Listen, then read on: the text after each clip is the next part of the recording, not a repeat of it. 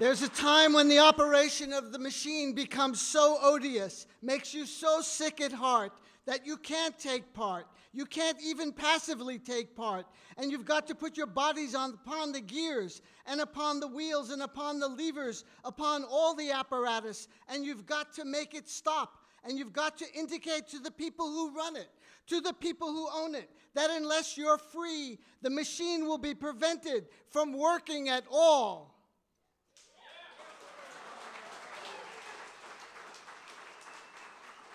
Emancipate yourself from mental slavery. The anti-globalization movement was the first step on the road. Back then, our model was to attack the system like a pack of wolves. There was an alpha male, a wolf who led the pack, and those who followed behind. Now the model has evolved. Today, we are one big swarm of people. The beauty of this new formula and what makes this novel tactic exciting is its pragmatic simplicity. We talk to each other in various physical gatherings and in various people's assemblies. The time has come to deploy this emerging stratagem against the greatest corrupter of democracy in the world today, Wall Street, the financial Gomorrah of America. Tahrir Square succeeded in large part because the people of Egypt made a very simple demand: Mubarak must go. And what is our uncomplicated demand? Democracy, not corporatocracy. The time is now. Good evening, Eugene. Hey! I wish David Barsamian could be here because he would really love this audience, but he sent me instead. And I'm really happy to see all of your smiling faces and the enthusiasm in this room and in this town. Earlier today, I was at Kesey Plaza, where a group of people are meeting and carrying out some educational work right here in Eugene. So it's a very, very exciting time. For the 2 or 3 people in the audience who didn't know where those quotes came from, Emancipate Yourself from Mental Slavery, Redemption Song, Bob Marley. The very first quote about you got to put your hands into the machine and stop it, Mario Savio in 1964 at Sproul Hall in Berkeley. I hate to be so retro, but that's where I'm from. In fact, I was across the bay at San Francisco State, and we had our own free speech movement there, and we were going back and forth with Berkeley. And then, of course, the last clarion call was from Adbusters, this remarkable Canadian magazine from Vancouver, which in fact put out the call some months ago before Occupy started on September 17th. Chapeau bas to Stan Taylor and all the people here at the Peace Center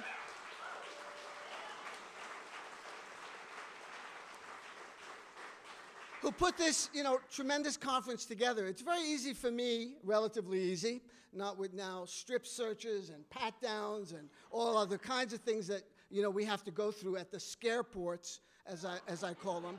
If you want to see what's happened to the Constitution and the Bill of Rights, just go to any airport in the United States. I was told yesterday on the flight in that Eugene is particularly one of the worst in terms of inspections and harassment. I don't know about that. Fortunately, I'm flying out of Portland.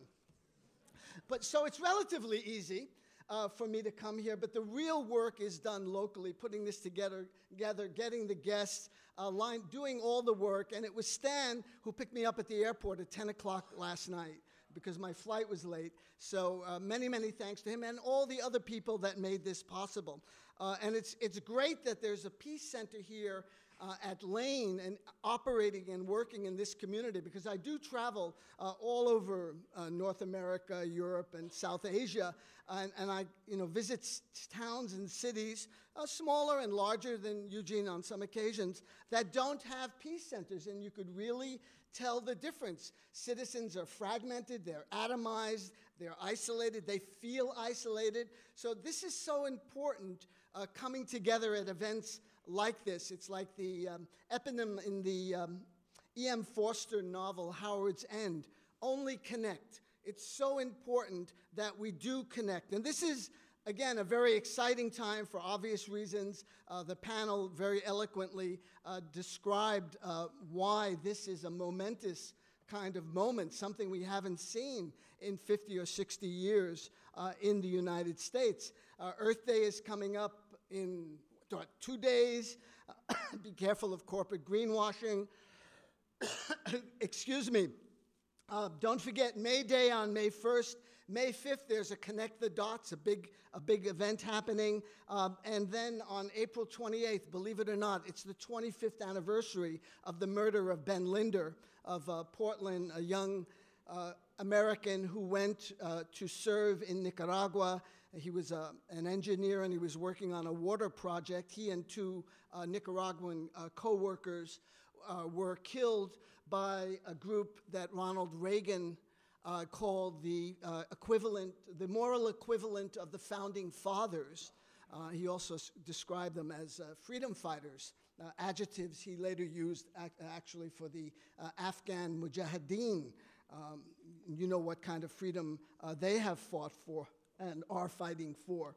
So and it's also the 100th anniversary of Bread and Roses, one of the great events in U.S. history. And we have our dear friend Howard Zinn and other historians now who have, uncovered these, terrific nuggets that illuminate struggle and how workers coming together can achieve a real economic justice and dignity. And it wasn't only about wages. Of course, it was about wages. It was about women getting equal pay for men, something which still hasn't been achieved, by the way, even in 2012.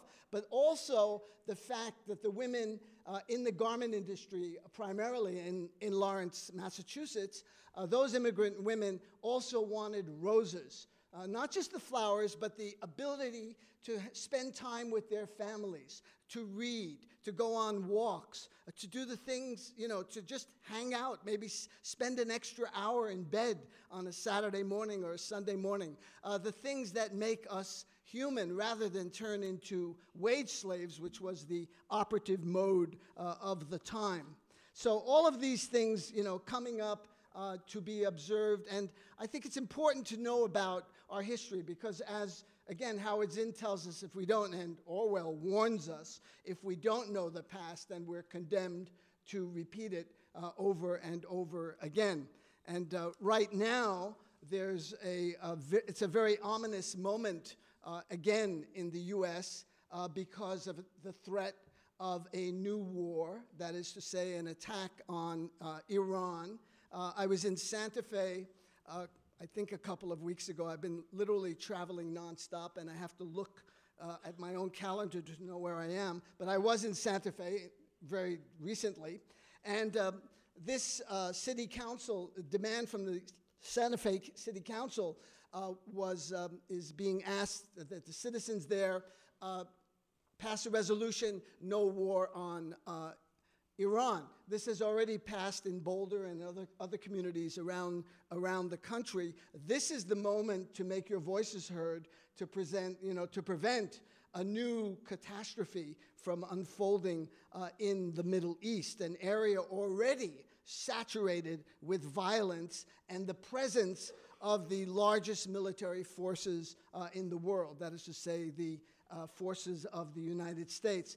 And geography is always useful. I loved it as a kid. I used to collect stamps, and I learned so much about history and geography from my stamp collection. But if you look at the map of Iran, it's kind of instructive because it's completely surrounded by U.S. military bases. It's also surrounded by the Persian Gulf and nearby the Mediterranean, which are virtual U.S. lakes. There are enormous armadas, aircraft carrier battle groups that occupy those waters. So Iran is in a very precarious situation, and when the leaders of the U.S., like Obama, like Hillary Clinton, like Leon Panetta, and all of the other great all-stars that brought us the catastrophe in Iraq, they're all back.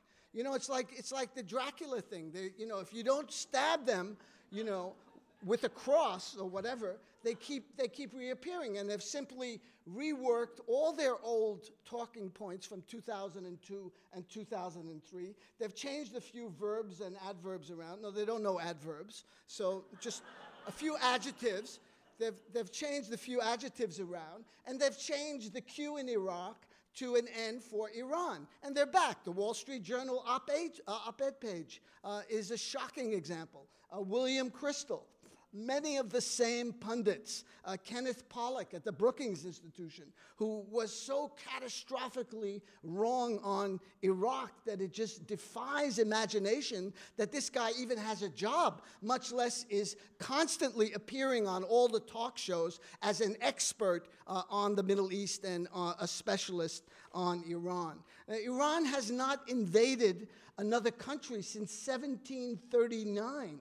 That's over 250 years. It's hard to go through the history of the United States for 2.5 years making that same claim.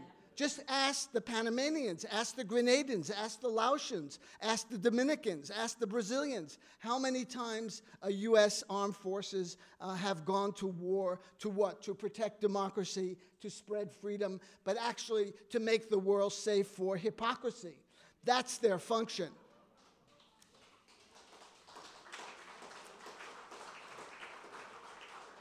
And part of the uprisings that have taken place throughout the Arab Middle East were actually, to some extent, provoked by the WikiLeaks documents, which one of the most important American heroes of this era or any era, Bradley Manning,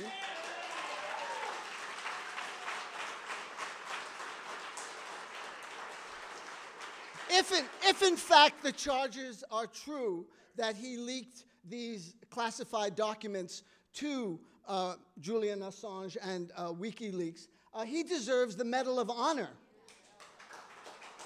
And if Barack Obama had any honor, he would give that Nobel Prize that he received ignominiously to Bradley Manning.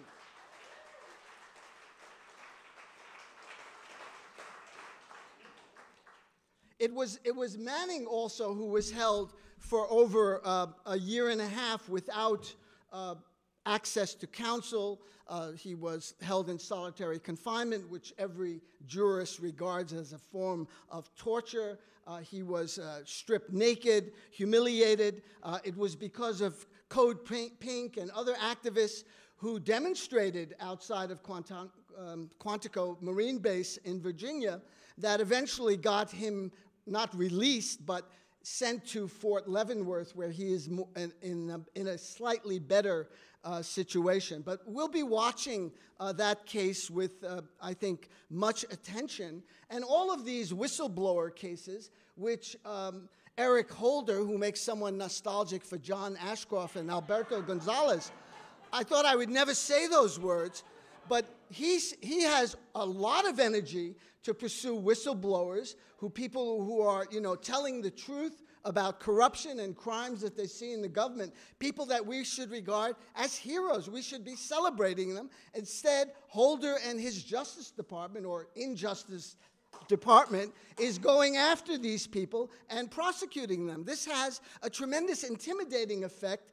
on other people who may know of crimes going on inside the government, inside the military. So it's a dangerous moment, again, with Iran. And if you hear, the rhetoric, it's so familiar. Some of the words going on, of course, the war talk, all options on the table. What does that mean when the United States of America tells a country all options are on the table? I'll tell you what it means in English. It's what Vito Corleone says in The Godfather. We're going to make you an offer you can't refuse. The gun is at your head. You negotiate, you sit down, you accede to our demands a priori. And that's what the U.S. has been doing constantly with Iran, moving the goalposts, changing the conditions. Every time Iran agrees or accedes or says it's willing to negotiate, the U.S. changes the conditions, forcing the whole situation into a very, very dangerous situation. We're running out of time. The door is closing. The clock is ticking. The window is shrinking to solve the problem diplomatically. Even the New York Times, you know, the newspaper of record, had an interesting article saying a hard line on Iran places the administration in a bind because they're using such bellicose rhetoric that it's going to be very hard to come down from that rhetoric and to have some kind of resolution to this crisis. It's a crisis largely manufactured in Washington and in Tel Aviv, not necessarily in Iran, which is a signatory to the IAEA, the International Agency for Atomic Energy based in Vienna. As a member and a signatory to the IAEA, Iran is subjected to inspections by UN inspectors, and they have been going to Iran. Unlike allies of the United States, and this is always true, when you are part of the mafia, the godfather will take care of you. So India, which has nukes, Pakistan, which has nukes, Israel, which has nukes, is not subjected to any kind of international outrage or calls for inspections or threats. All options are on the table from Washington. They're given a free pass. Again, this is so obvious outside the United States, it's rather startling that people don't see it so clearly here. But when you have an obedient media, when you have lapdogs with laptops that compete for the best hair on the air, you see why I do radio. This is stay away from TV with hair like this. Who are basically doing stenography, not journalism. During the height of the I'll just give you one example. During the height of the Tahrir Square uprisings, which began on January 25th and ended in Mubarak's resignation on February 11th, 2011, Hillary Clinton goes in front of the press corps, and that's what they are. I know a few words of French, so I know what I'm saying here. She goes in front of the press corps and announces that no country in the world has done more for democracy than the United States of America in Egypt. No country in the world has done more for democracy in Egypt than the United States of America. I mean, I was like absolutely flabbergasted. Not that she said that, because that's what politicians do in terms of spin and massaging the message, but that the press corps didn't say, in good New York English, "Are you kidding me?" I mean, we're not a bunch of fools here. I mean, we know the historical record. I mean, do they all think we're morons? I mean, do they think so little of us that we have no memory of any history whatsoever? The fact of the matter is, for 30 years, we backed to the hilt one of the most repressive human rights violators in all of the Middle East. He was our man. In fact, in the way this Orwellian language is concocted and fabricated in the media, Egypt was called a moderate and stable country. That means it obeys U.S. orders. That's what a moderate, and of course, Mubarak was a leader. Then when this revolt starts, all of a sudden on national propaganda radio, also known as NPR, Morning Edition, and All Things Considered. And I use that always, and the New York Times, because they are very good sources of some information. And it's very interesting to see what liberal elites are ingesting as well as producing. And so on National Public Radio, for 30 years, it was President Mubarak, the leader of Egypt, yada, yada, yada. All of a sudden, after January 25th, he becomes the dictator Mubarak. He becomes the tyrant Mubarak, who ran an authoritarian, totalitarian regime. Where was Morning Edition and or Some Things Considered for all those years?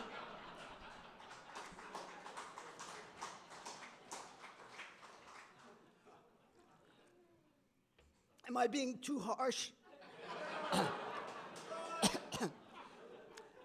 And just a plug for alternative radio, you can hear it on an NPR affiliate right here, located on campus on KLCC, Tuesday evenings at 6:30.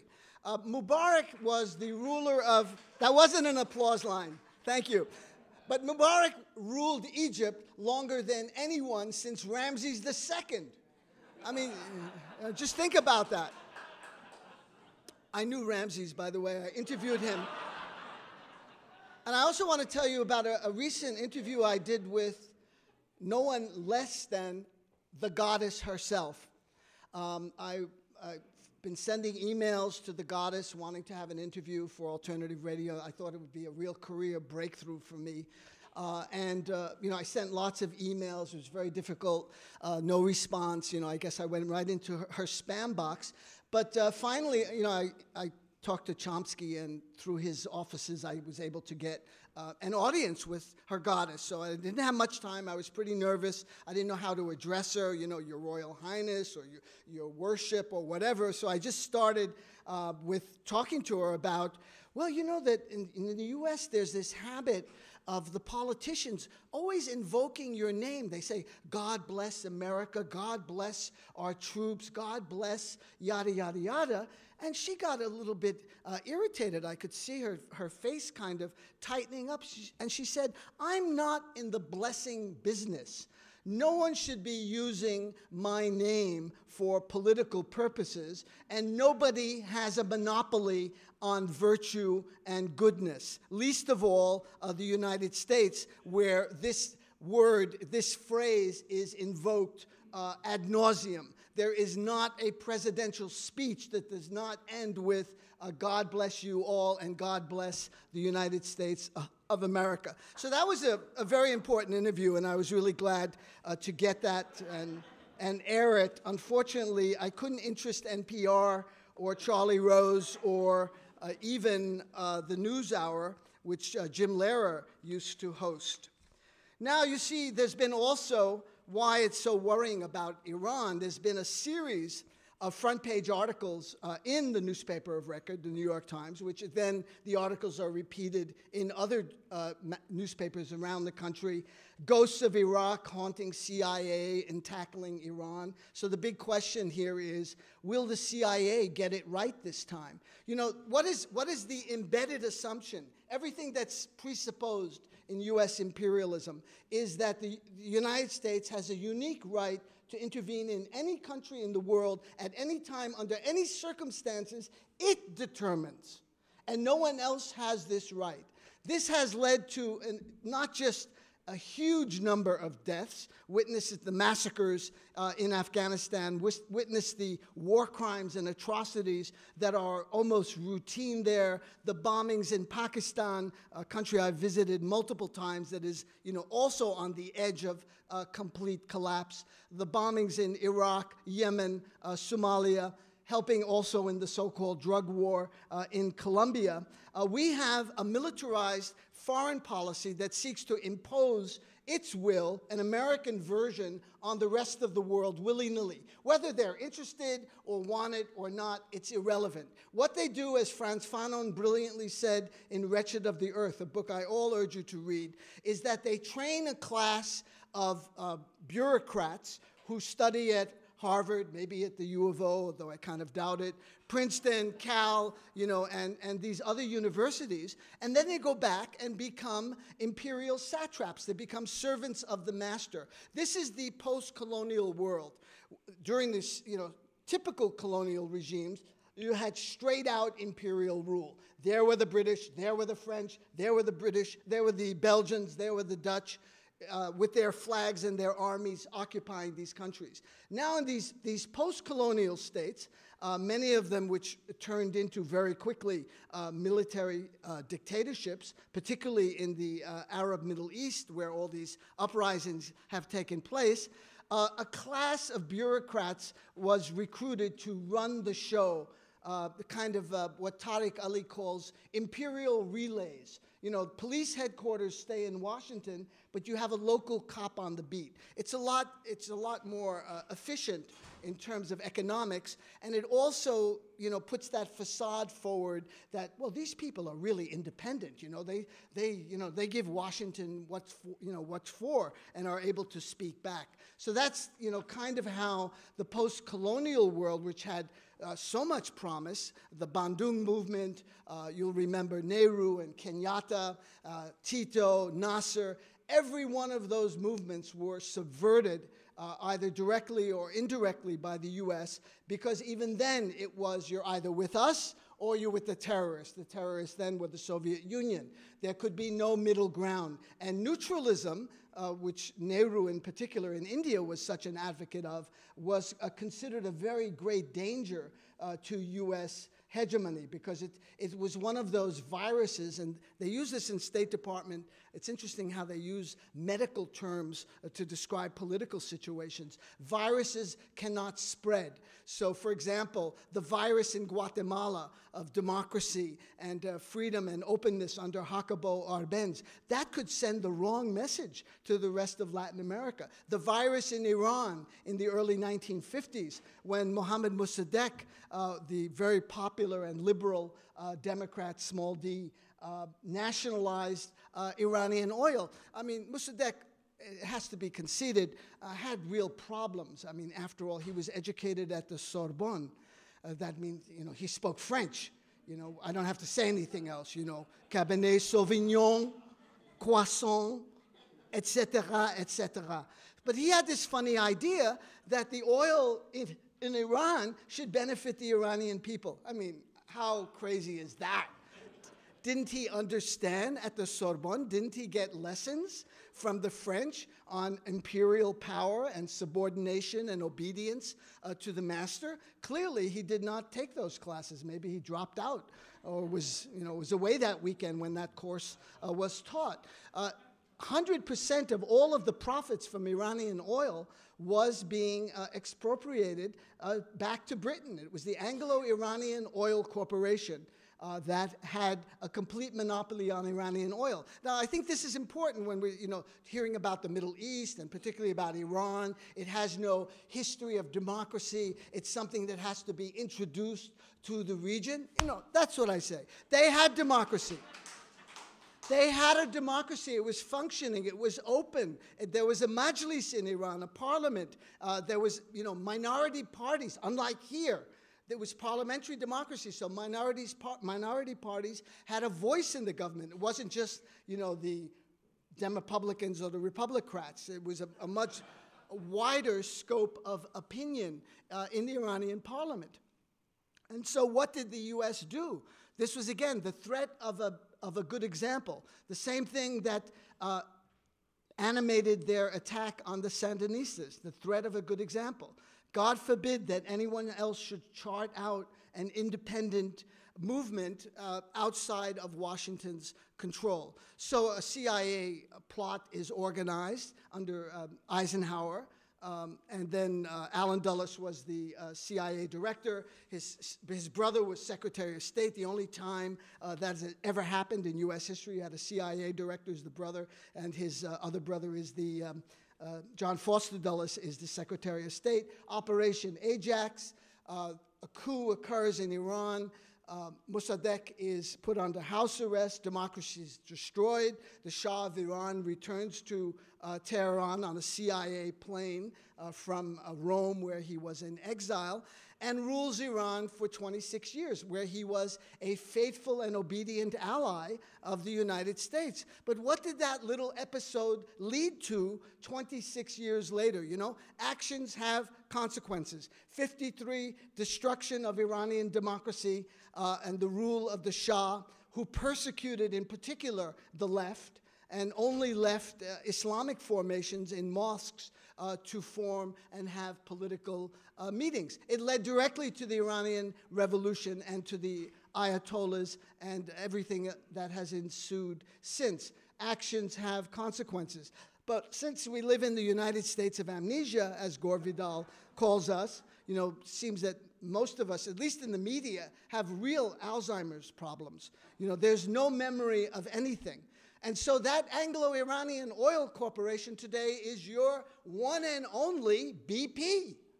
That's how they've evolved. What a great job they're doing for the environment on Earth Day. I'm sure the TV channels will be flooded with commercials from BP trying to convince the American people and the people of the world about how much they care for the environment. Have you seen all of the ads on PBS, in particular, the Petroleum Broadcasting Service?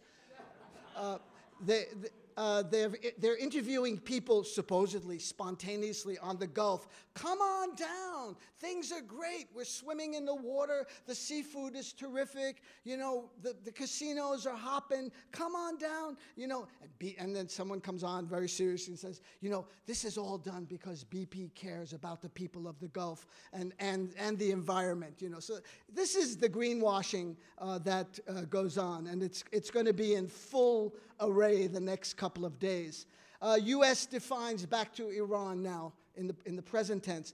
Anglo-Iranian Oil Company went from that name to British Petroleum, which went to BP today. So they even hide the fact that they're involved in petroleum in their name. U.S. defines its demands for a new round of talks with Iran, calling it Iran's last chance. U.S. sees Iran in bids to stir unrest in Afghanistan. Boy, what a relief. The United States does not, you know, cause any unrest in Afghanistan. The United States did not invade that country, bomb that country, burn Korans, urinate on dead Afghans, hold up body parts and take photographs, massacre civilians, bomb wedding parties and mosques and schools. No, that's all the Iranians. The Iranians who live next door, who speak a similar language than the national language of, it's a Farsi-related language called Dari, who have deep civilizational ties with Afghanistan, they are meddling and interfering in Afghanistan. The United States, which is 10,000 miles away, is not meddling and interfering in Afghanistan. Welcome to the world of George Orwell. U.S. war game sees peril of Israeli strike against Iran. In din over Iran, rattling sabers echo, a new whiff of gunpowder in the air. The rhetoric has reached a strident pitch. Now, we'll see what happens in the coming months, whether there's going to be a military attack.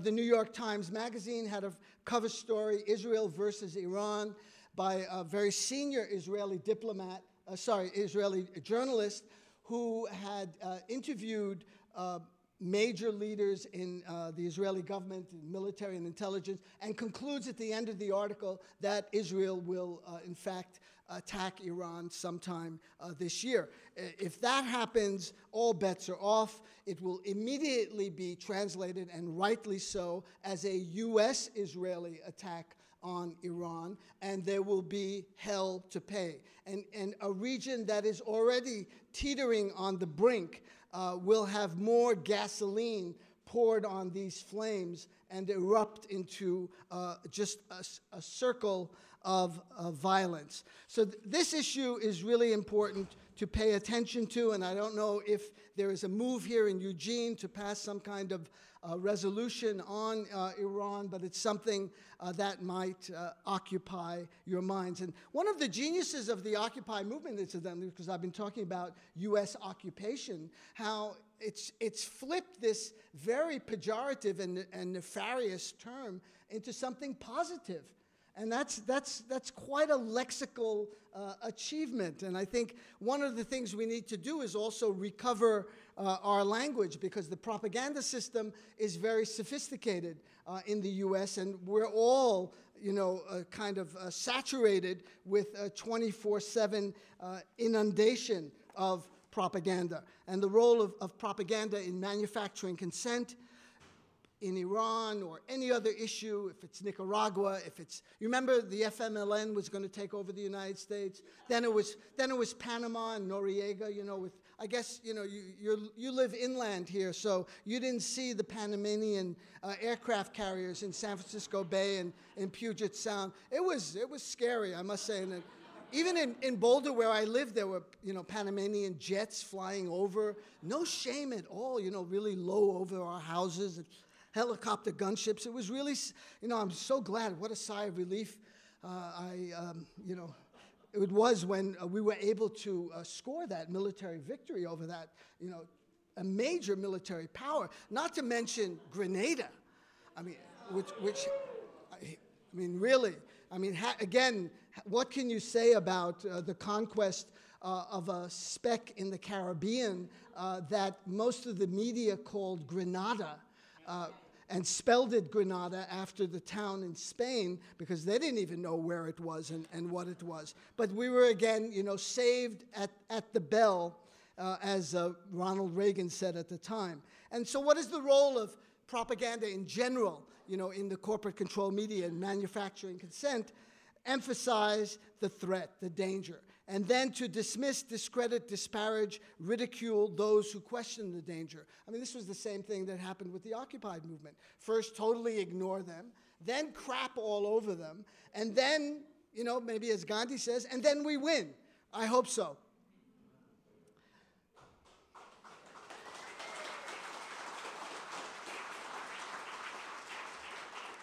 But let me tell you something about capitalism and, this book that I just wrote with Richard Wolff called Occupy the Economy. This is a very powerful and resilient system. Don't, count it out yet. It's not yet time, to put that body in the grave. It has undergone multiple crises in its 200 to 300 years of existence, and it has an ability to figure out ways to protect itself, largely through propaganda, through a series of so-called reforms. FDR, pretty much saved capitalism in the 1930s when it was, in acute distress. And there, we have some of the things that make life in the United States halfway decent, like unemployment insurance, like Social Security, like a minimum wage. We have, all the work that was done. 11 million people were given jobs by the government who didn't have work. And, there's a tremendous amount of work that needs to be done in the United States. Obviously, just, in your communities, the hospitals, emergency rooms are closing all over the country or consolidating because there's no money to fund them. Libraries are being closed, hours are being curtailed, librarians are being laid off, teachers are being laid off, software is not being ordered, computers are not being upgraded, and the like, because there's no money. Where there is money, but you know where it's going, into the imperial war machine, which grinds on its merry way as if it's a parallel universe. There's that thing up there, the gold-plated weaponry, the F-35s that cost, well, it might be $2 billion, but there may be cost overruns. Maybe it'll be $3 billion, or it could be $4 billion. We'll have to wait and see. If you're a contractor, has anyone worked in out in the field, these are costs built in. The costs are built into the contract. So whenever there's overruns, we get to pay for that. We, the taxpayer, subsidize that kind of capitalism. More on this in my talk tomorrow on the fantasies of capitalism. And believe me, there are a lot of them. So there's all of this, all of this work that needs to be done, a system that can't, bring the people who are out of work to connect them with the work that needs to be done. That speaks of a system that is not functioning, that is not working properly, that is seriously flawed. And we are careening from crisis to crisis. And you have seen, particularly since the Reagan recession in the 1980s, each one of these economic crises, or whatever you want to call them, downturns, recessions, great recessions, economic slowdowns, etc. Each one is more intense than the previous one and is of longer duration. This one has been going on now since 2007. We are in year 5 with no light at the end of that economic tunnel. And if the crisis continues in Europe, as I think it will, in Greece, in Spain, in Portugal, possibly even Italy, then the crisis will literally spin out of control. What answers do they have? What answers do the Tim Geithners and the Larry Summers and the Ben Bernankes and all the other economic managers of U.S. capitalism, what are their answers? Well, let's depend on the market. Let's see what happens. Let's leave it to the captains of industry. Well, you left it to the captains of industry. They've run your ship into the ground. This is the Titanic of economic systems. This is also the 100th anniversary of the Titanic. So you see the double standards and the hypocrisy and the lack of political will to actually correct the economic system as well as foreign policy. Now, I've been talking a lot about imperialism in U.S. foreign policy and what's happening here on the home front, because they are intimately linked. The 735 bases that the U.S. maintains around the world when it doesn't have, free education, doesn't have free health care for many of its citizens, where on Madison Avenue, the chicest avenue in New York, where I was a couple of weeks ago, walking up and down late at night, in almost every doorway there are people sleeping. This is in, probably the richest city in the richest country in the world. Why isn't there housing for these people? In Boulder, when I look at what are the police doing in Boulder? They're not dealing with crime. They're dealing with poverty. They're dealing with complaints from storekeepers who are calling up and saying, get this bum, out in front of my store, and they go make that arrest. Why are the people in the streets? Why are there no jobs? Why is there no housing? Who is talking about these issues? None of the major political formations. That's why we need Occupy. Occupy is responding to this vacuum.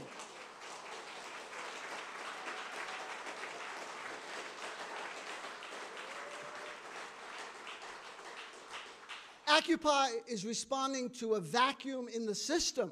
It's responding to the vacuity of a system that does not work for the great majority of the people of this country. So when Barack Obama announces over and over again he wants the United States to have the greatest military force in world history, why doesn't he say that about housing?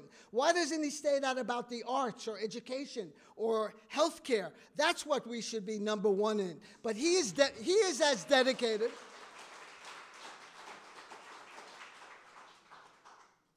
And I know probably a lot of you voted for Obama in 2008, out of just sheer exasperation after 8 years of arguably one of the worst administrations in U.S. history. But the fact that somebody could complete a sentence and knew what an adverb was and could speak in whole paragraphs that made sense is not a reason to vote for someone. You have to look at the record. You not only have to look at the record, you have to look at the political organization in which he is located. The National Democratic Party is as corrupt as any other political party in this country.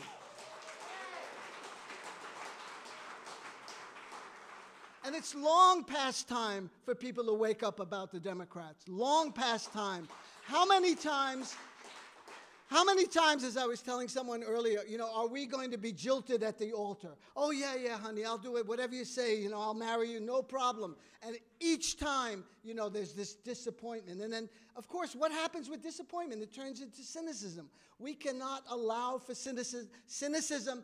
Occupy is fighting that toxicity. It is a serum against that poison of feeling immobilized, of feeling insignificant, of feeling that there's nothing you can do. There is something you can do. Occupy the economy.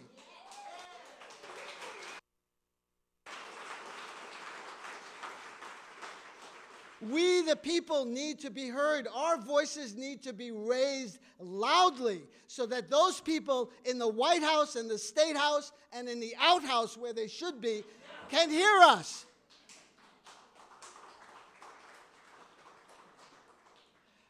I just want to also mention a couple of other things. I've got this other book with Noam Chomsky.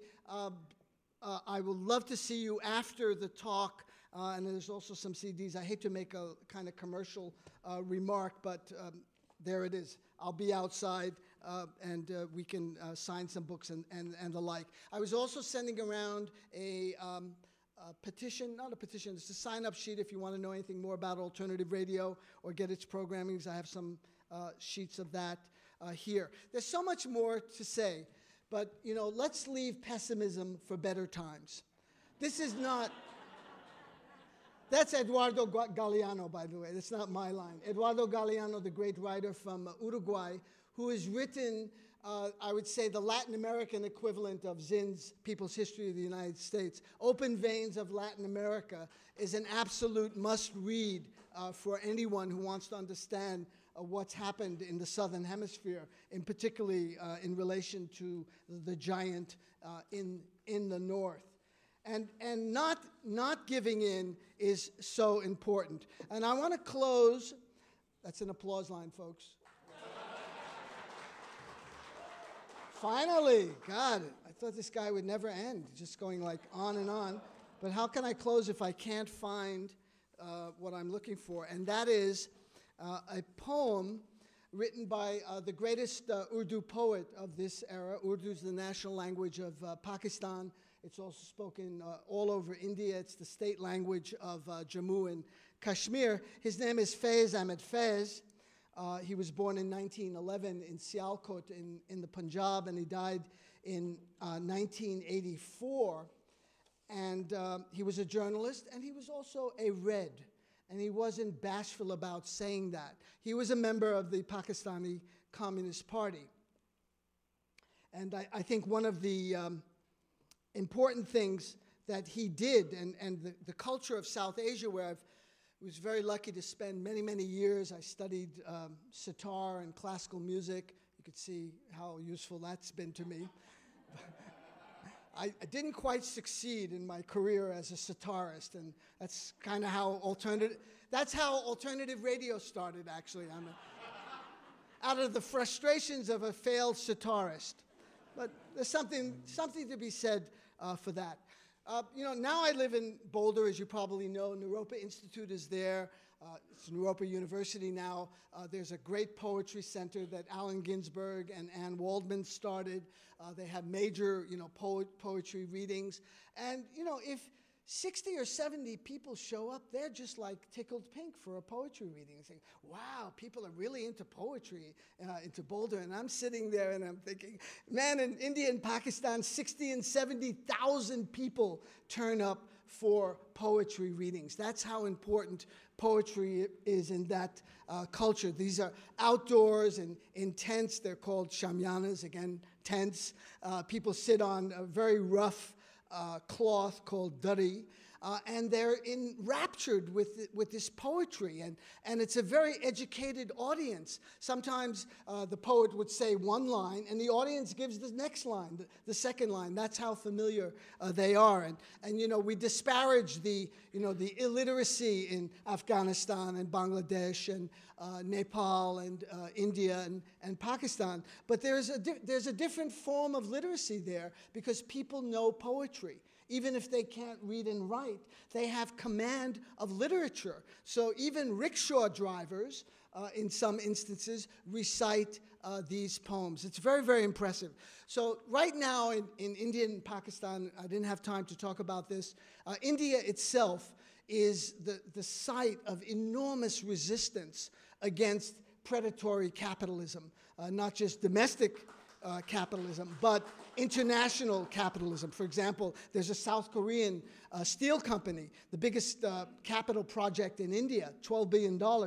They want to build a steel mill, and the people don't want it because it's on sacred indigenous land. Does that sound familiar? In Brazil and in other places where there is that contest going on. And there's tremendous pushback. And what's so impressive about what's going on in India, without romanticizing it, because these are dirt poor people, is how disadvantaged they are, with none of the accoutrements that we're used to. There's no, fiber optic, Wi-Fi or any of that, or any of the things that we take for granted here. There's no electricity. There's no potable water in many instances. With all of these disadvantages, nevertheless, people have organized and have pushed back and have prevented a number of these enormous environmental catastrophes from taking place. India is a source of iron ore, of manganese, of copper, of coal, of lots of natural resources. Most of those resources are on indigenous land. because it wasn't thought to be much, so that's where the indigenous were. You know, it sounds like the U.S. with uranium on Native American reservations. So there's a lot happening in India. Maybe if time allows tomorrow, I can touch upon it. But in these movements for social justice in Pakistan and in India, this poem that I'm going to read to you is always recited, and even the words of the first line are hung up. They're on banners. They're 3 letters, B-O-L, spelling bol, which in Hindi and Urdu, which are related languages, is the imperative to speak. Speak. And so everywhere, and people wear buttons, you hear this poem. In Urdu, just the first line, Bol ke lab azad hai tere, bol zaban ab tak teri hai. Speak, your lips are free. Speak, your tongue is still yours. This magnificent body is still yours. Speak, your life is still yours.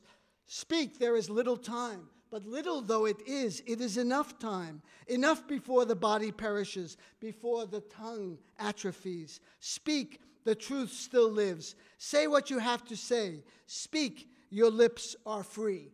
Bowl, occupy, bowl, occupy, bowl, occupy, bowl, occupy, bowl, occupy. Thank you very much. Yo, Eugene.